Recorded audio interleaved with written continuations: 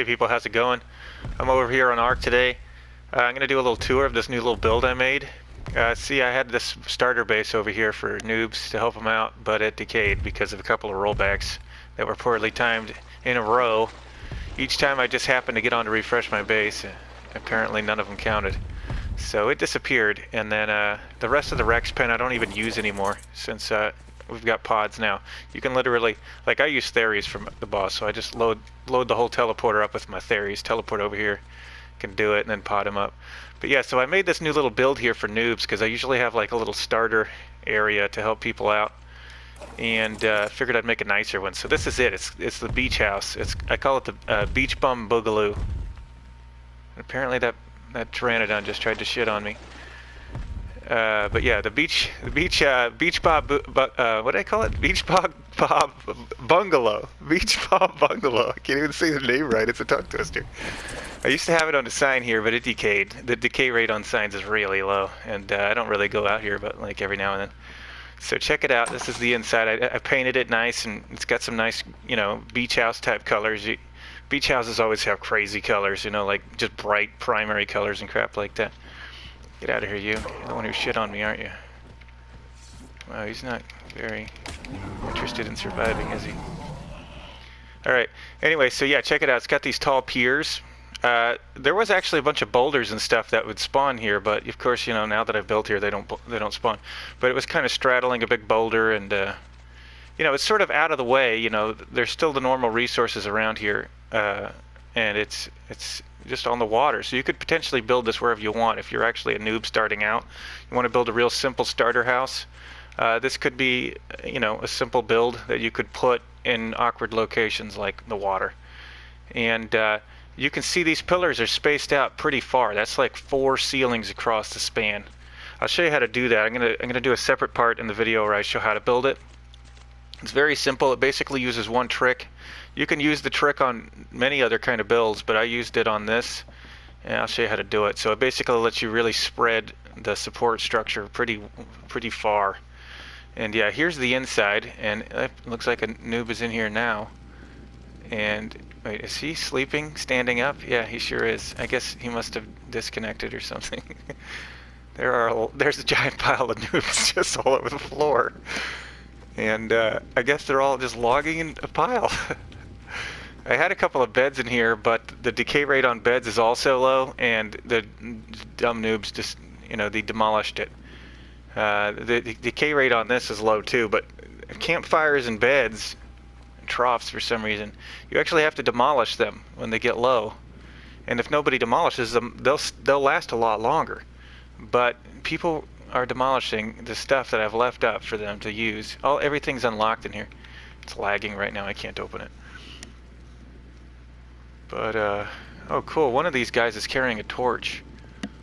Little known fact, if you lag warp. If you log off with the torch in your hand, the torch will never burn out. So if you find a noob that's got a torch in his hand and you don't think he'll ever log back in again, you can actually drag him to your base and use them as free lighting.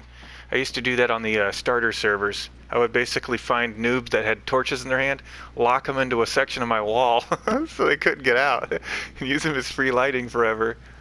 But they wiped that server. But yeah, because on the noob servers, the starter servers, it's level capped to 44, so you can't get electricity at all. So if you want to have persistent lighting, that's the best way. But I also brought some of these angler gels. I'm going to put them in a couple of these spots for light, because otherwise they take all this out and they don't refill it. I'll lock it up. That one actually glows blue with an angler gel, but this one doesn't. I don't know how long that will last though, probably not very long. But anywho, yeah, this is the inside. I managed to put a bunch of the starter stuff you'd actually need, and you might not have yet. You can cook some meat if you have gasoline, which probably no one really will. You could cook a lot of meat, but this is unlocked. They could cook some meat. They can smelt some steel or some ingots, and they can use the fab. Yeah, and I got a grinder in here. It's all laid out pretty nicely. It sort of makes sense. There used to be beds over here, but like I said, they kept getting demolished, so I just didn't replace them. And it's all unlocked, so noobs will probably steal each other's stuff. But I mean, if you're just trying to get you're trying to get on the right foot, you know, you could use this for a little while, hopefully before someone else comes along and takes your stuff. But yeah, if you want to make a starter base, you could use the similar kind of layout. I put this in here mostly decoratively because the beds kept decaying, you know, kept getting demolished. But I would instead put beds over here or over here, and you know, have a starting spawn bed in here instead. But the rest of the layout, it makes pretty decent sense. The only thing is this one, if you're going to try and lug your ingots, your metal up the stairs to smelt them, it's kind of a bummer. I put it in here to keep it out of the way though, because they're kind of an eyesore anywhere else.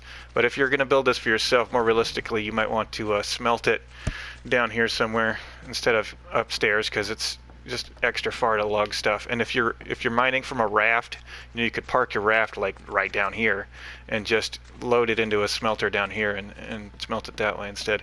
Makes more sense. But yeah, otherwise, oh yeah, the other cool thing is this cool skylight, and you can actually see the ob through it. It's pretty neat. It's got some nice windows.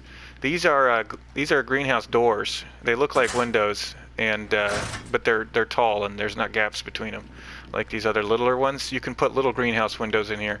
The walls are adobe, painted adobe. You probably figured that out already. And the floor is also painted adobe. It actually looks kind of cool. It kind of looks like a stained concrete floor, and but it's adobe. And that's pretty much it for a build. It's a pretty simple build, very basic build, but I think it looks nice. It's helpful for the noobs. It's not an eyesore when you spawn onto the server. This is the most common spawn point on the server. Jungle 2 puts you like right over here in the trees. So it's like one of the first things you'll see on the server. Instead of like a mega base where you can't load for the first 5 minutes, you see a nice little base to help you get started. You can actually go right in. It's pretty inviting. So that's the idea. I also got some, I used to just have this free box here, but I never really fill it anymore. And that is it on the showcase of the actual finished version. I'm going to show you how to do the build trick, and I'm going to load into single player right now to show that.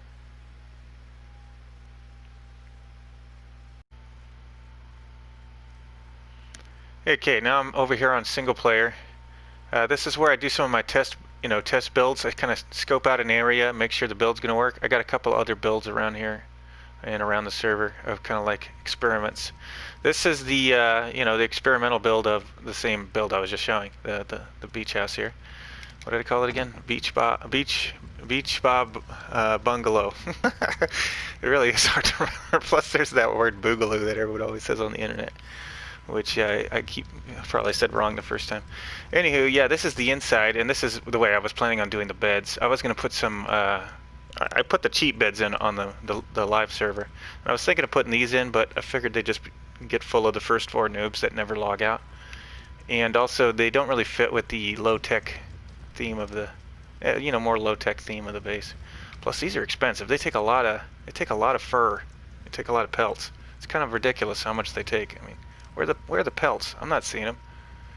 And also, I wish they would just give us like a regular bed that's not a bunk bed. I wanted a bed for an adult. You either have like the homeless box, cardboard box mattress, or a bunk bed. What if you're? How about just like a queen-sized bed that looks modern? How about that? But anyway, that's a totally different thing. Anyway, let me show you the trick I was talking about. So here's the same build, and I'm just going to kind of expand onto it so you could see how I did it. So first of all, you get the height you want. You need to get up to the height you want with any way you want. This is how I did it.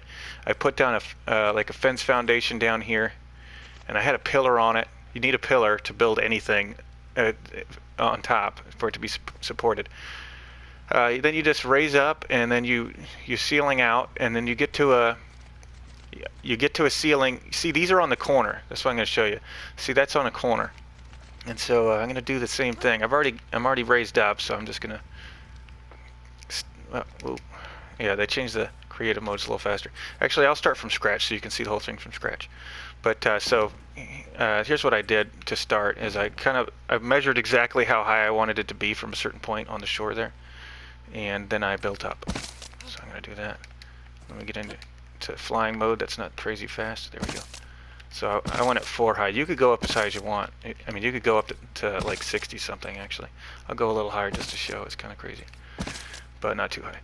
And then since I have a pillar down there on the fence foundation, it counts as supported. So I can put one of these down, and I'll probably be able to put at least one more down, and that's it. So now I'm going to do the trick. So here's what you do. You do a fence foundation. I'm going to put it on the edge. Wood is the least, it's the lowest profile because you can kind of hide them in the walls. They're not too obvious. Stone, I recommend at least stone though, because wood decays quicker and it breaks easier. And since this is very important to your foundation of your base, your build here, you generally would want to use at least stone, even though it's a little more obvious. And then you put it on the corner like that, like I just did. You pin this onto the corner of the fence foundation. It gives you a new snap right on the corner, and then you just drive it down into the ground. That's the whole trick. It's not a whole lot to it. And then this will actually support out another 2 ceilings. So before it was blocked, now I got another 2 ceilings, but now I'm stuck again.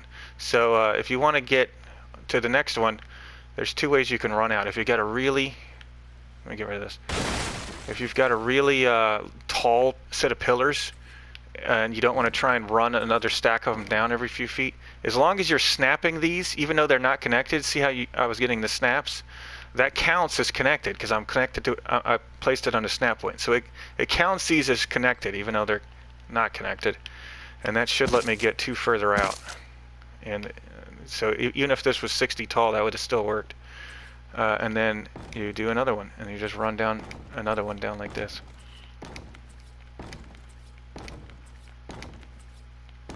And then you don't need these anymore, so because now I've got a new connection point. That one accounts as supporting those 2, so I can get rid of these. And you just do that like every 4 ceilings. And this build over here is just a really simple 4 corners. It's 4 by 4 in the middle on the inside, and a little balcony space on the outside. The balcony here, to get a little further out, I needed an extra support. That's what this one here is in the middle. Otherwise, you won't be able to build on this edge, because you can get 2 out like this. See, this is 2 by 2 out from that support, but you can't build on the wall without more support. See, that's why I wouldn't have been able to put that railing unless I put another one, like right there. So that's what I did on this build. And the other little trick to it is that to get the railings on, you have to put the railings and the pillars on in a certain order. I actually had to destroy some of these pillars to get the railings on and go back and forth. I was using cheap materials though, so it wasn't a big deal. It's not that big of a catch, but I wouldn't start putting the furnishings in and put all your ceilings, and put all your walls and ceilings on until you've got your whole platform supported and all your railings up, just to make sure you don't have to redo anything. And that's it. That's a pretty simple build. It's a really basic starter build. It's low tech though. It's cheap, except for the glass. It's a little more expensive, but it's totally viable early game to be able to get your hands on most of these materials. You might not want to have so many windows, or you might want to just leave the windows open. Just leave these out. It still looks pretty nice. It still looks low tech, and it's still just as functional. But yeah, so that's pretty much it. A nice little low tech or early game, starting off base that you could build in relatively uninviting areas, not flat areas, offshore a little bit, a little beach bungalow. That's pretty much it for today. This is a pretty handy trick for other builds though as well, so keep this in mind if you want to build on uneven terrain. I still generally, when I'm doing it, do it a different way, because this can still have occasional issues, like right on the middle. Sometimes it seems to get confused about whether or not this is supported or not, and sometimes it won't let you build right in the middle, even when you have the 4 corner supports. Actually, let me check in here and see if that's an issue with the wall. Let me put a fire down there, no problem. Oh yeah, so look at that. That's weird. So it lets me build it here which is just as far as this one is from support, but it doesn't let me do it here. This is what I'm talking about. So on your main base build, like on a big build where you want to be able to build whatever you want anywhere you want in your base, you don't have like a pre-planned relatively basic build like this. On a bigger build like my main base build, I still use the supports every third ceiling, like in the ceiling, but I don't place it like so because it pokes out the top. So what I do is I first build like a scaffold of sorts with like thatch usually, and I'll just kind of make a grid pattern every third ceiling. One, two, oops, that wasn't the third. So I would do it every third ceiling and run those down into the ground, and once those are all level where they would all snap to the exact same height, then I get rid of the grid of thatch or whatever it is, and I place on the top snap point. So when I place those down with stone or whatever, it doesn't poke through the top because I don't want the pillars to poke through the top. It looks really ugly. A lot of people do every ceiling they'll place a pillar, it'll snap through the top, and it looks hideous. And it doesn't actually stop you. You don't bump your feet on it or get jammed on it. It just looks ugly, and it's just like, why would you want to live in a big ugly box with a pillar sticking through every one of your floors? But a lot of people do it. Don't do that. It's really ugly and tacky.